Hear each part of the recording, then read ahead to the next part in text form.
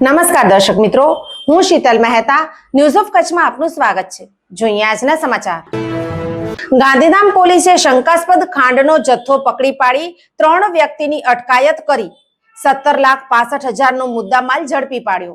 Gandhidham B division police station વિસ્તારમાંથી ચોરી કે છળ કપટથી મેળવેલ ખાંડના જથ્થા સાથે 3 આરોપીને ગાંધીધામ એલસીબી પોલીસે પકડી પાડ્યા।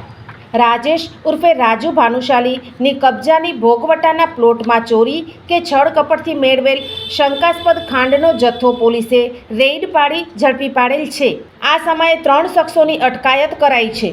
પોલીસે ખાંડની 50 કિલોની બેગમાં 500 કિલો ખાંડ પકડી પાડી છે, જે 7,50,000 રૂપિયાની કિંમતની થાય છે તથા એક વાહન વગેરે થઈ 17,65,000નો મુદ્દામાલ જપ્ત કર્યો છે। सोफ Kutch power by Opal electronics, LG best shop, Vijaynagar road Bhuj, Rambag road Adipur. Power by KC jewellers, latest fashion design ना ऑर्नामेंट्स नो विश्वास पात्र शोरूम, हॉस्पिटल रोड भुज।